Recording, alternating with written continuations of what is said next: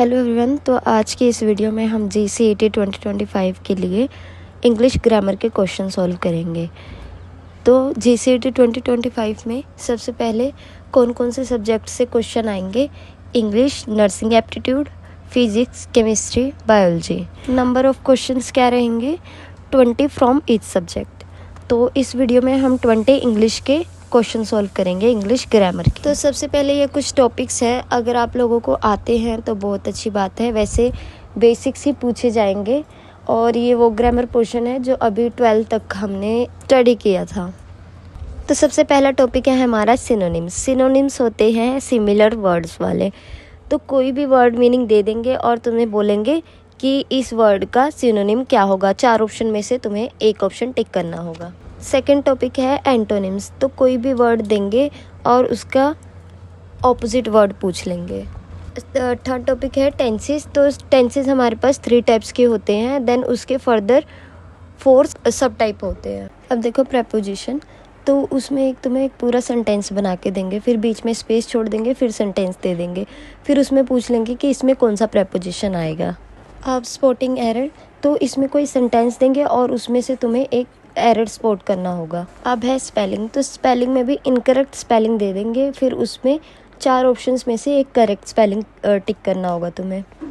अब नेक्स्ट है नरेशन। तो अगर तुमने कभी स्पीच सुना है तो उसमें एक डायरेक्ट और एक इनडायरेक्ट स्पीच होता है। तो कोई भी डायरेक्ट स्पीच देके क्वेश्चन में बोल देंगे कि इसका इनडायरेक्ट स्पीच में क्या होगा। 8th है आर्टिकल। तो आर्टिकल में ए एंड द यूज़ होता है। देन लास्ट टॉपिक है हमारा वन वर्ड सब्स्टिट्यूशन। तो इसमें पूरा एक सेंटेंस देंगे, फिर उसे बोलेंगे कि इसे वन वर्ड में क्या बोलते हैं। जैसे हम हिंदी में करते थे बचपन में कि फल खाने वाले को क्या बोलते हैं, फलाहार, भगवान को मानने वाला आस्तिक, ना मानने वाला नास्तिक, ऐसा। तो फर्स्ट क्वेश्चन है हमारा, I believe that smoking is extremely injurious dash health. अब ये 4 ऑप्शंस हैं। अब तुम एक बार इसमें डाल जैसे for health, to health, with health, on health, तो ये एक बार खुद से पढ़ के देखना तुम्हें क्या करेक्ट लगता है। अगर नहीं पता लग रहा है तो इससे क्या होगा, तुम्हें करेक्ट आंसर भी मिल जाएगा। और इस क्वेश्चन का आंसर करेक्ट है बी ऑप्शन, टू हेल्थ। अब नेक्स्ट क्वेश्चन है हमारा, you will greatly benefit dash the experience. तो यहाँ करेक्ट आंसर होगा C option, from the experience. Third question है, the train was late dash I manage to arrive on time. तो इसमें correct answer हो जाएगा despite that, C option. Fourth question है, the boy held the box dash even though his arm hurt dash. अब इसमें क्या आएगा, tightly या badly? Tight, bad, C option है tightly bad, D none of the above. तो इसमें correct answer हो जाएगा हमारा A option, the boy held the box tightly even though his arm hurt badly.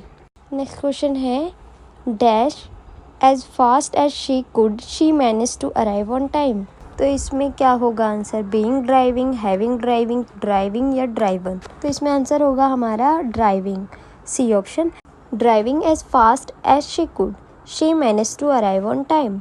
अब 6th क्वेश्चन है, I went to the shop dash some chocolate. अब क्या होगा इसमें, for buying, for buy, to buy या बाय। तो इसमें correct answer होगा to buy. I went to the shop to buy some chocolate. तुम एक बारी ना इन सारे ऑप्शंस को अगर ना पता लगे तो एक बारी उसमें स्पेस में फिल करके देखना, जो करेक्ट होगा, तुम्हें जो करेक्ट लगेगा बोलने में या तुम्हें लगे हाँ ये सही है, तो वो करेक्ट ऑप्शन कर देना अगर तुम कन्फ्यूज्ड हो किसी ऑप्शन में। अब 7th क्वेश्चन है, आई कम डैश इंग्लैंड। अब इसमें क्या होगा, from England, at England, to England या बियॉन्ड इंग्लैंड।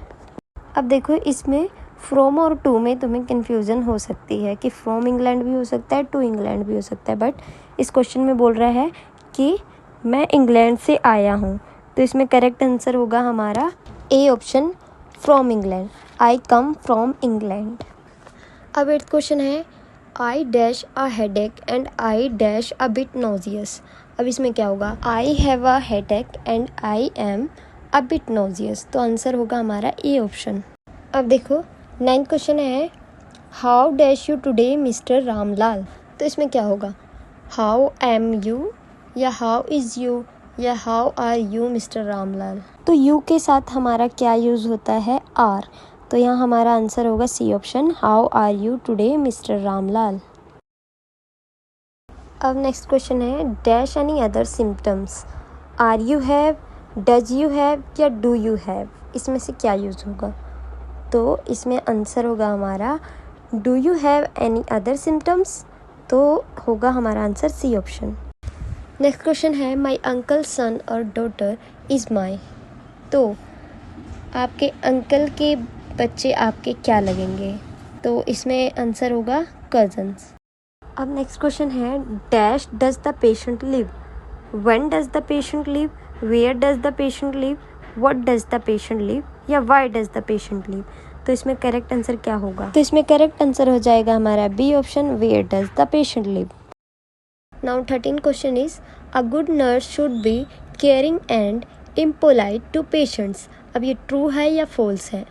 अब मैक्सिमम बच्चे क्या करेंगे, ये इसे ट्रू कर देंगे, बट जो इसमें ध्यान से पढ़ेगा, जो नर्सिस तो पोलाइट होती है ना पेशेंट्स के लिए, बट इसमें इम्पोलाइट बोला है, तो ये फॉल्स स्टेटमेंट होएगी। अब 14 क्वेश्चन है, he is interested dash learning Spanish, on learning Spanish, to learning Spanish, in learning Spanish या फॉर लर्निंग स्पेनिश। तो इसमें से क्या होगा करेक्ट। तो इसमें हमारा आंसर हो जाएगा C option, he is interested in learning Spanish. अब देखो 15 क्वेश्चन क्या है, the doctor gave me a dash for some medicine yesterday.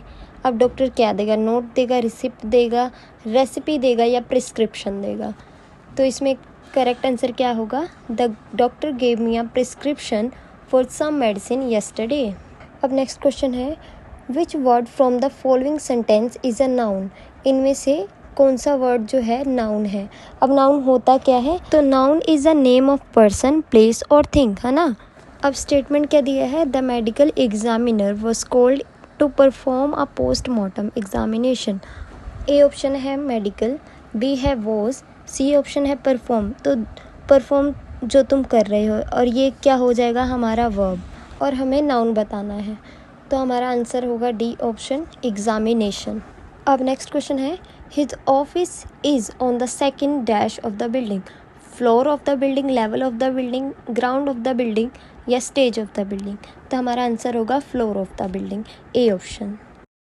अब नेक्स्ट क्वेश्चन है, dash much blood the driver struggled with the controls. तो इसमें हमारा करेक्ट आंसर होगा C option, having lost much blood the driver struggled with the controls.